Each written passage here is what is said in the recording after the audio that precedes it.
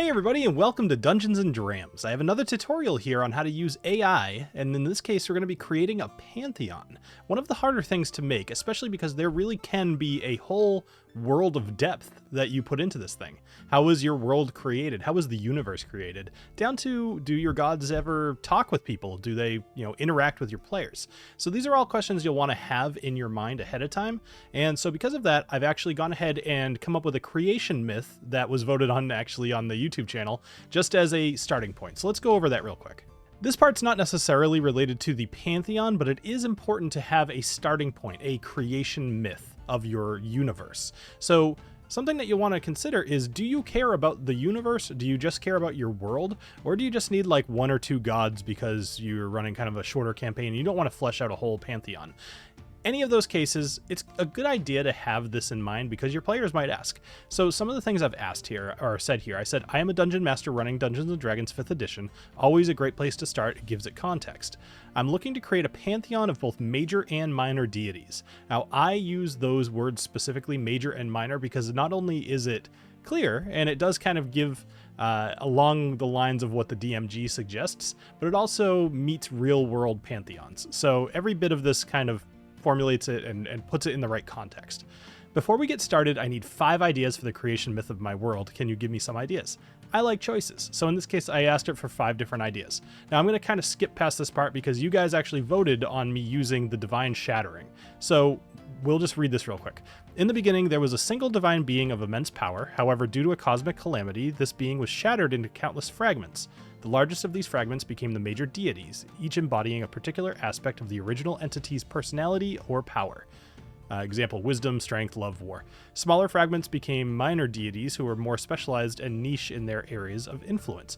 Okay, so that's my creation thing. Basically, there's a divine being that blew up, whatever, and then all these little fragments. Actually reminds me of Ultima Online way back in the day. Now that I have choices for the creationist myth, I want to kind of define some of that. So I say that I would like to use the Divine Shattering as my creation myth, so I identified which one I wanted. Can you tell me the name that people would refer to the divine being as? So this major being to started the whole universe would probably have a name, even if they didn't need a name because they're a god and they were the only thing in existence. Why would they need a name? People are going to name it, so it should have a name. What aspects of the entity's personality and power should have major deities designed for? Now, this is back to what it mentioned up here about wisdom, strength, love, war. I kind of wanted it to expound upon that and give me more.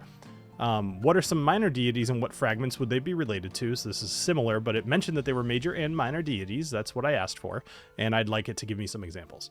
Now, the gods should be linked to the 7 domains. This is the part about Dungeons & Dragons. We have knowledge, life, light, nature, tempest, trickery, or war. Now, all of these are great, and if I go ahead and submit this prompt, it'll give me some answers.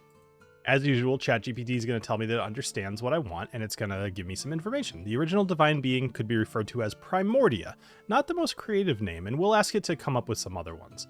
A title invoking the sense of something primal and fundamental to existence. Now, Primordia isn't terrible, even though I kind of didn't love it right when I first read it.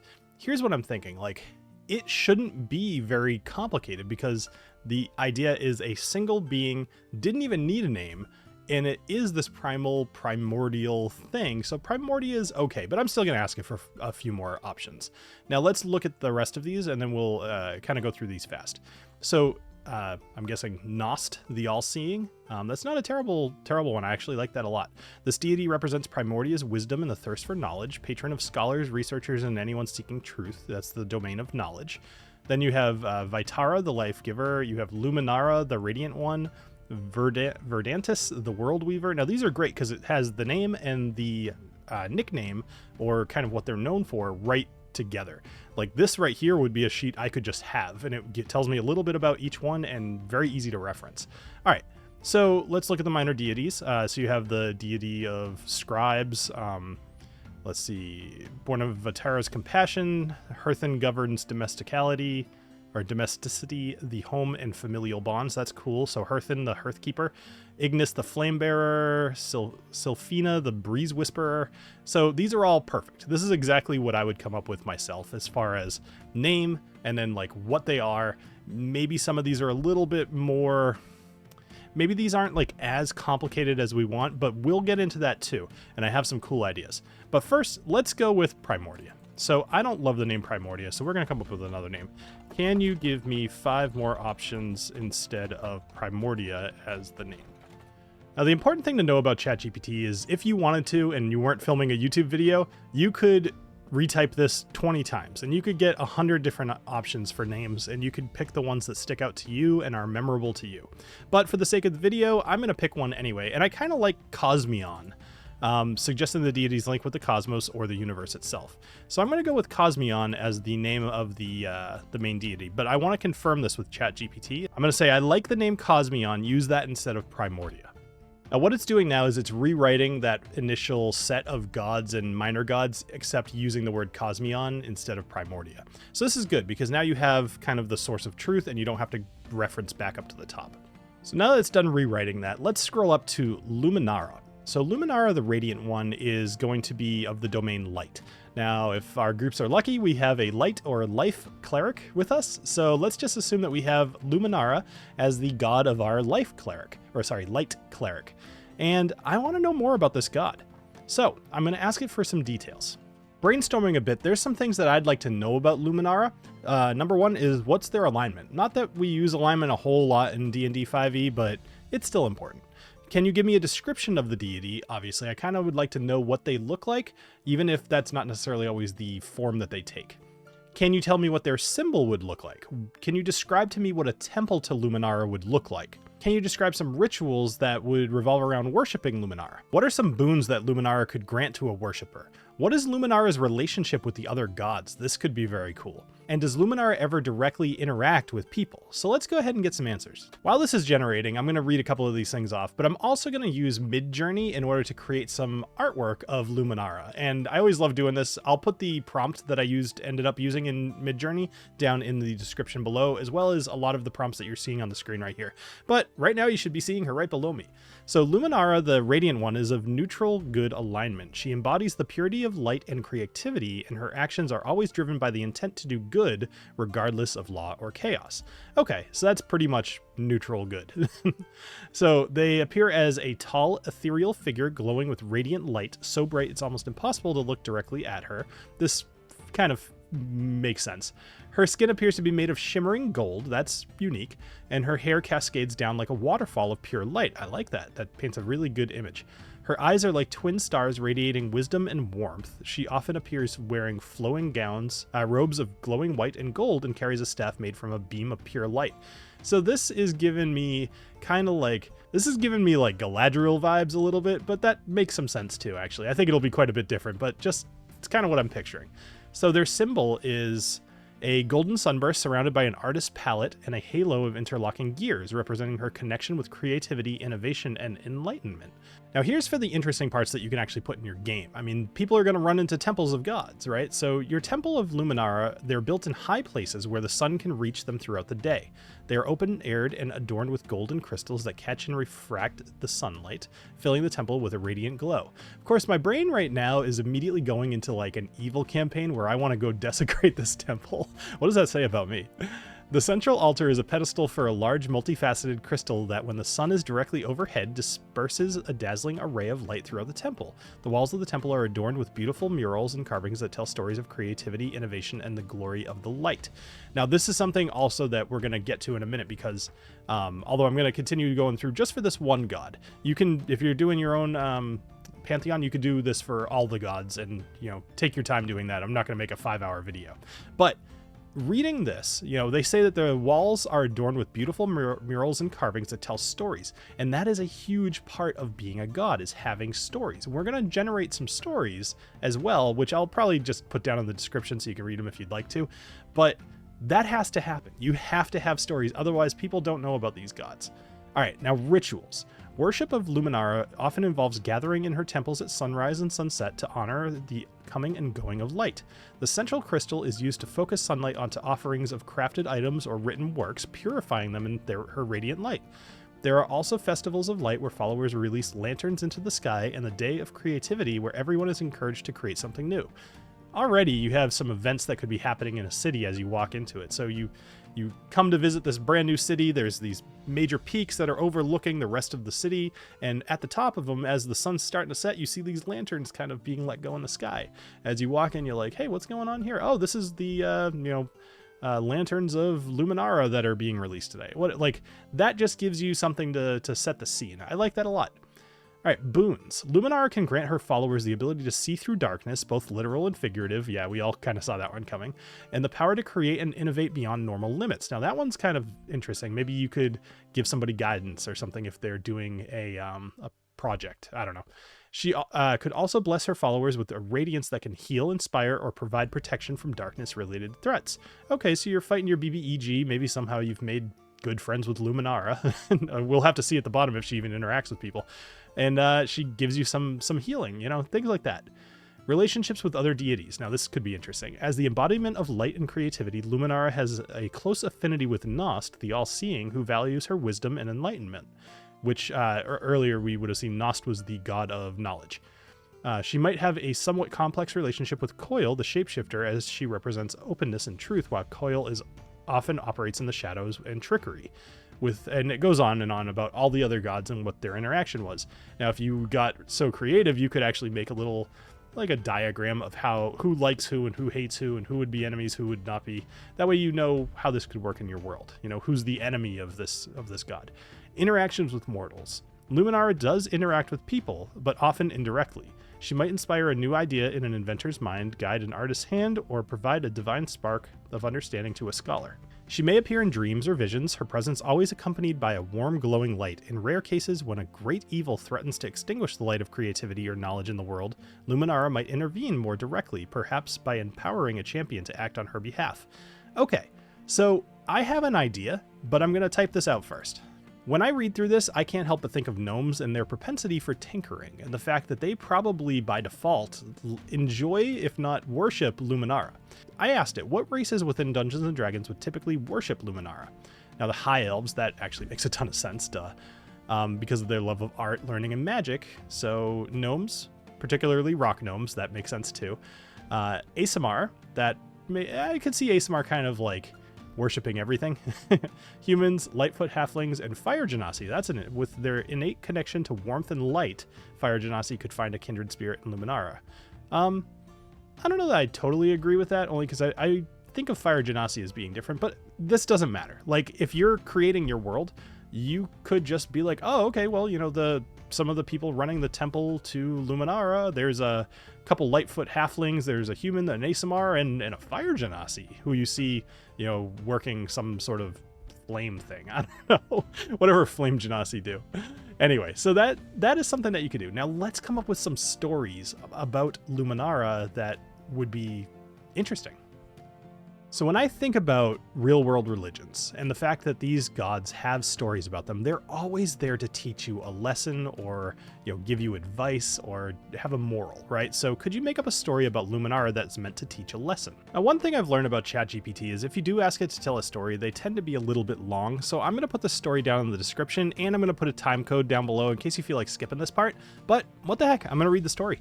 Once upon a time, in a small village nestled beside a vast mountain, lived an old blind sculptor named Alara. Even though she was unable to see the physical world, Alara's hands could craft the most exquisite sculptures, so beautiful that they were admired throughout the village and beyond.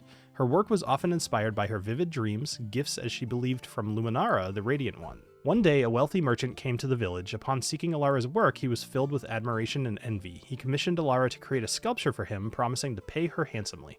But he had one condition. She was to craft it not from her dreams, but from a model he had brought. Alara, swayed by the merchant's promise, agreed to the demand, but as she worked on the sculpture, she found no joy in it. The work felt cold and empty, devoid of the warmth and radiance that usually guided her hands.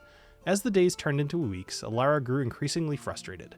The more she worked on the merchant's sculpture, the further she felt from Luminara's light. She missed the warmth of the divine creativity, the joy of crafting something born from her dreams, her connection to the Radiant One. Finally, Alara couldn't bear it anymore. She cast aside the model, her hands shaking and tears streaming down her face. She pleaded with Luminara to guide her once more. As she prayed, she felt a familiar warmth radiate within her. That night, Luminara graced her with a vision of a stunning sculpture, a beacon of light piercing through the darkness. Emboldened by her dream, Alara worked tirelessly, her hands moving with a purpose and love she hadn't felt in weeks. She created a sculpture more radiant and beautiful than any she had ever created. It was an embodiment of light, creativity, and love, a true tribute to Luminara. When the merchant returned, he was awestruck by the sculpture. It was far more beautiful than his model, its radiance outshining anything money could buy. From that day forth, he vowed never to interfere with a true artist's inspiration. And so, Alara taught the village and everyone who heard her story the importance of staying true to one's creative spirit, that the true light of Luminara shines brightest not in service to wealth or vanity, but in the joy of creation and the pursuit of one's unique vision. And then this story teaches that creativity should never be compromised for the sake of material gain, emphasizing Luminara's domains of light and creativity. It encourages one to stay true to their personal inspiration and vision, which are the essence of Luminara's divine influence. Now, what I really like about this particular god, I'm glad that we picked this one because none of this existed an hour ago. What I like about this god is it's not just the god of light, which is the light domain. That would have been the easy way out, but also creativity. And I find that mixing two different things as part of your pantheon can give you a lot more inspiration. By mixing two different things, it can allow you to be more creative. Like, let's say you have the goddess of light, who also has something to do with winemaking. Like, how do those two kind of fit together? If you really can't figure it out, ask ChatGPT, it'll probably figure it out for you. But in this case, you could be a little bit more creative. So, a few more questions that you might want to consider asking about your god is, where do they get their power from? Are they eternal, or is this something where maybe every 100 or 1,000 years just mortal is elevated to the status of a god? What happens if people stop worshiping them? Now, this is generally going to just make their power less, but some gods might get really angry at that, and what are they going to do? What is Luminara's favorite weapon?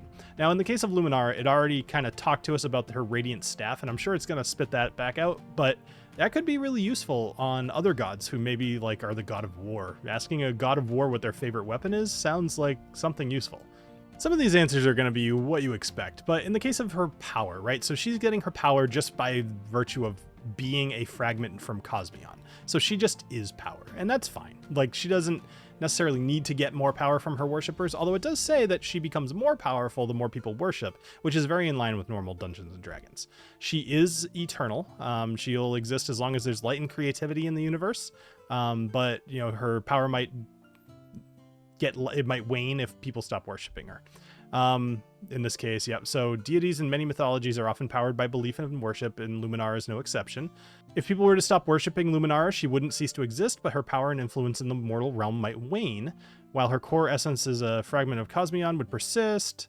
If she's remembered, honored, and worshipped, the less she would be able to interact with the world and grant boons to her. All right, so you worship her less good stuff happens. That totally makes sense. Now, this is cool. They expanded upon that. All we had was a radiant staff because it was just part of her description, right? In this case, they're now giving it a name. They're giving it like a personality. As a deity of light and creativity, Luminara doesn't favor traditional weapons of war. However, if she were to choose, it would be a staff called the Radiant Glaive. This staff, made of pure light, is a symbol of enlightenment and creativity. It can dispel darkness, reveal hidden truths, and can even be used to heal or inspire those it touches. In a battle, the Radiant Glaive can unleash a blinding flash of light, disrupting enemies and protecting her allies. It symbolizes her power to illuminate blah, blah, blah, blah, blah. Super cool. All right, so now that I'm thinking about her having a weapon, I want to know, how could you kill Luminara? All right, in this case, she is eternal. You can't kill her, but other gods in the world of Dungeons and Dragons have been able to have their avatars killed anyway. So we're also like going to talk about that in a minute. So it's saying that you could basically stop believing in her, or if you really somehow could figure this one out, you could connect all of the fragments of Cosmion so that she now loses her individuality and you now just have this one primordial god again. That's kind of cool. I have no idea how you'd run a campaign like that. And then it's warning you like, hey, don't do this. That's totally fine. But we now have this god. We could have an avatar of that god, and an avatar of a god needs a stat block. So this is the wording that you want to use here. It's actually important. Can you generate a stat block for Luminara that looks like a Dungeons and Dragons stat block? So looking at this stat block, it is very much in line with other gods that we've seen in the world of D&D. And again, usually just considering their avatars because you're not killing a god. So Luminara, the Radiant one, is a medium celestial, neutral good. She has 22 armor class, which feels a little bit low, but then again, I kind of picture her not really wearing armor, more just wearing like a robe of, actually, I think it even said she has got like a golden and silver robe. So she's basically wearing cloth, and she still has an armor class of 22. 350 hit points, speed 30 foot, 60 foot flying. Feels maybe a little slow, but that shouldn't really matter. She mostly just needs to kind of cruise around. She's got 20 strength, 24 dex, 24 con, 28 int, 30 wisdom, and 30 charisma. We won't go through all of these things, but she's resistant to bludgeoning, piercing, and slashing of non-magical attacks. That makes sense. She has true sight 120, passive perception of 28, so you're not really gonna sneak up on this one. She knows every language, and she's telepathic to 120 feet, and she has a CR of 25. So these are some of her things. Divine awareness, she knows if she hears a lie, so that's pretty cool. Innate spellcasting, so her spell save is DC 26, wow, plus 18 to spell attacks. At will, she can do Daylight, Light, Sacred Flame, Cure Wounds 5th level, Guiding Bolt 5th level. 3 times per day she could do Sunbeam, Greater Restoration, or Divine Word, and once per day she can do Sunburst or Mass Heal. So yeah, she's got a lot of very thematic concepts, spells. She's got 3 legendary resistances. She has Divine Awareness, which means that she knows if she hears a lie, so that's going to be a problem, because our players can't not lie. Innate Spellcasting, so she has At Will, Daylight, Light, Sacred Flame, Cure Wounds at 5th level, Guiding Bolt at 5th level. 3 per day, she has Sunbeam, Greater Restoration, or Divine Word. Once per day, she has Sunburst and Mass Heal. Her weapon attacks are magical. If she fails a saving throw, she can choose to succeed, so she has 3 legendary resistances. Her actions are multi-attack with her Radiant Glaive, which is a plus 13 to hit, does 15 damage on a hit, so okay, whatever. But you're probably going to hit, so you're going to be doing like 30 points of damage. Divide Radiance, which is a burst of light up to 60 feet that has the spell save DC. You take 56 damage, and if you fail, you go blind for a turn. Healing Touch, so she heals you for 30 points. And then she's got some legendary actions as well. So all of those make a lot of sense to me. That like everything about the stat block feels about right for an avatar of this. But it got me also thinking, if you have a stat block and there's this avatar, there's going to be people who misinterpret it. And I got to wondering what a cult that misinterprets Luminara would start to look like. So a cult for Luminara. Now, I actually have some plans to maybe make a cult in a future video, so this is going to be very light here, but let's just talk about it. So the name of this cult is the Luminous Purge, and the idea here is that they misinterpret her message to eradicate all darkness, both literal and metaphorical. In their misguided zeal, they could become intolerant of anything they perceive as dark or evil, even if it's a natural part of life's balance. So their beliefs are they see the world in black and white, light and dark. They believe that Luminara's light is absolute and anything that exists in the shadows is inherently evil and should be purged. This could extend to literal darkness such as nighttime and dark places, and metaphorical darkness like secrets, lies, or even sadness and fear. So I'm thinking like way overzealous paladin kind of thing, or just like the Templars, you know. Practices: members of the Luminous Purge might be known to carry bright lanterns or torches at all times, even during the day, in an attempt to physically manifest Luminara's eternal light. They might have rituals centered around fire and light, such as daily burnings of dark objects or sacrificial offerings by fire. So when I think of this, I actually think one step further. I think that they would probably have an item on them that has had a permanent light spell attached to it, so that they don't actually have to carry a torch or a lantern, but instead maybe they have something attached to their armor or their chest, or maybe even a necklace that just is constantly light. Misinterpretation: they fail to understand that Luminara represents not just light, but enlightenment and creativity. They miss the part where the night is needed for rest and rejuvenation. And their fanatical obsession with light and purity distorts Luminara's teachings, leading to intolerance and fanaticism. Sure, whatever, that's easy. Interaction with others. So they would come into conflict with other groups of individuals who appreciate the balance of light and dark, and pretty much just talking about being extremists. Now, the leader of this cult would be the Radiant Purifier. Yes. They could be a charismatic figure who believes they are touched by Luminara's light. They would be the primary driver behind the cult's misinterpretation, twisting Luminara's message to suit their own agenda. Okay, so actually this is cool. I was going to skip this, but this cult could provide an interesting conflict in your campaign, serving as antagonists who believe they are doing the right thing while causing harm with their extremist views. It's a reminder that any belief, no matter how good at its core, can be twisted into something. So this is like, there is definitely the makings of a large adventure, if not a whole campaign, around just this cult.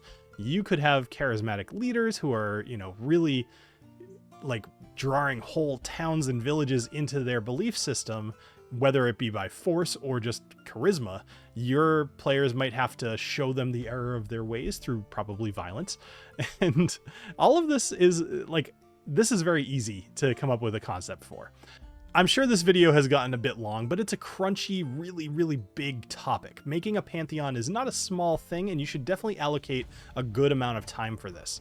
So if you found this video interesting or useful, or just want to see more, first off, let me know down in the comments what kind of topics you'd like to see covered. That's the most useful thing. And I've been putting up polls on my channel so you can see the ideas that I'm kind of formulating, and you can help me vote on what I should be doing next. But in the case of this one, I hope this has been very helpful. I think it would be very easy to go through that whole list of like 7 or 10 or whatever gods and major gods and minor gods that exist and go flesh them out in the same way I did with Luminara. So now I kind of want to have Luminara in my game, but I already have a god of light. So whatever. Anyway, thank you guys all for watching, and I hope you have a great rest of your night. Cheers.